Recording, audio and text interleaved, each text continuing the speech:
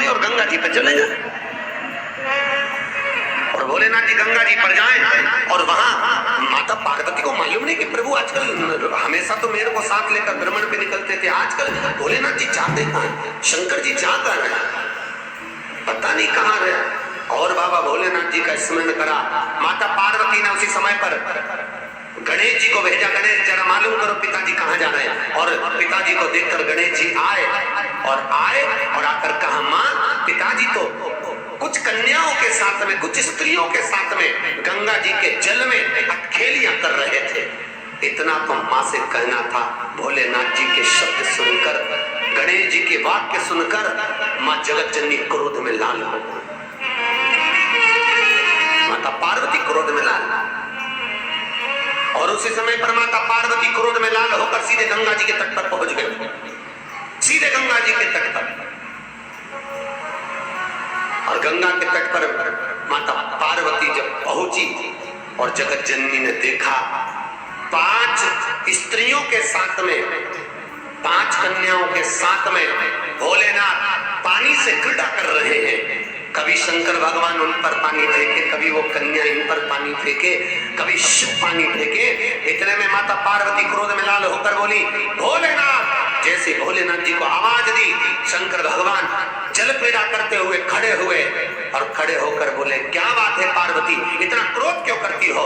पार्वती बोली, भोलेनाथ ये स्त्रियां कौन, ये नारियां कौन है? मैं एक पतिव्रता धर्म का पालन कर रही हूं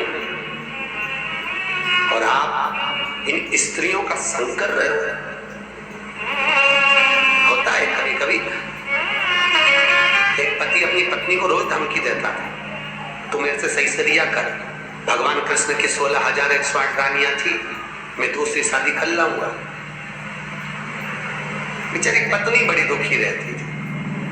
एक बार हमारे यहाँ कथा में आई कि गुरुजी मेरा पति रोज धमकी देता है, मैं क्या करूं? मैंने पूछा क्या धमकी देता है? क्या हमेशा बोलता भगवान कृष्ण की 16,108 रानियां, मैं दूसरी शादी कर लूंगा, तुम्हें अच्छे से रिया कर।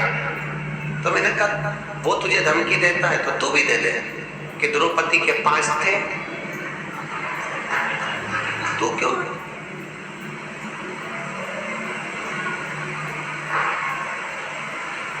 उसने, गुरुजी अब तुम चिंता मत करो, अब बोल। और दूसरे दिन फिर बोला, भगवान कृष्ण की 16,108 रानियां मैं दूसरी कर लाऊंगा। इतने में जूड़ा बांधती देखना माताएं जब झगड़ने जाती है, लड़ने जाती है, जूड़ा क्यों? क्योंकि मेरे हिसाब से ये जूड़े से एनर्जी मिलती होगी लड़ने, पावर।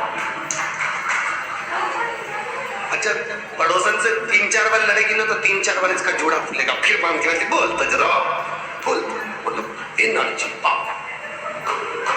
पावर है। होता है। एक पंडित जी बहुत कथा बाँच रहे थे, बहुत जोरदार कथा बाँचे, तो एक सरदार जी ने पूछ लिया, महाराज इतना ज्ञान कहाँ से आता है तुम्हारे पास में? पंडित जी बोले, हमारा ये चोटी है ना, ये अर्थिंग का ये तार है, एंटीना, ये ऊपर से आता है, इसलिए हम बोल देते। इतने में तुरंत सरदार जी बोले, तुम्हारी चोटी से बड़े तो हमारे बाल, फिर हमको ज्यादा ज्ञानी होना चाहिए। इतने में पंडित जी बोले, ज्ञान तो तुमको आता है पर ये अर्थिंग का तार नीचे टपक जाता है, ज्ञान की कमी नहीं, आता जरूर है, चला आया बना नहीं।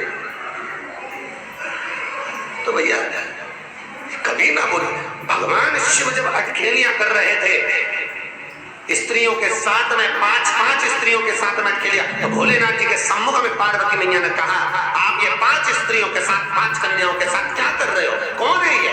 मैं एक पतिव्रता धर्म का पालन कर रही हूँ और तुमने ये क्या करा? भोलेनाथ जी ने कहा, पार्वती मौन हुई है। पार्वती को क्रोध आया, केश माता पार्वती ने खोले। भगवान भोलेनाथ को लगा ये इन कन्याओं को मार देगी। तब भगवान शिव ने कहा, पार्वती चुप हो, ये मेरी 5 बेटियां हैं, ये मेरी 5 पुत्रियां हैं। पार्वती ने पूछा, 5 पुत्रियां कब प्रकट हो गई प्रभु? बाबा भोलेनाथ ने कहा, पार्वती जब चौसर खेलते समय तूने मेरे वस्त्र लिए, मैं जल क्रीड़ा करने के लिए, जल में तप करने के लिए बैठा, मेरे शरीर से पसीना बह निकला, उस पसीने से 5 धाराएं प्रकट हो गई।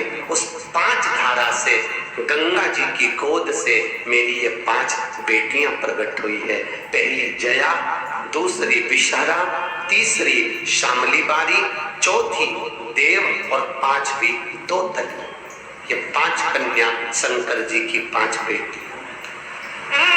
उसी समय पर माता पार्वती ने गंगा जी के जल को हाथ में लेकर कहा, गंगा तू मेरी बहन है, मेरे गर्भ से तो संतान नहीं हुई, पर तूने मेरे बच्चों को पाला पोसा बड़ा किया, इसलिए तेरे घाट पर आने वाला व्यक्ति शंकर जी के साथ तेरा स्मरण करेगा और जो हर हर गंगे बोलेगा, गंगा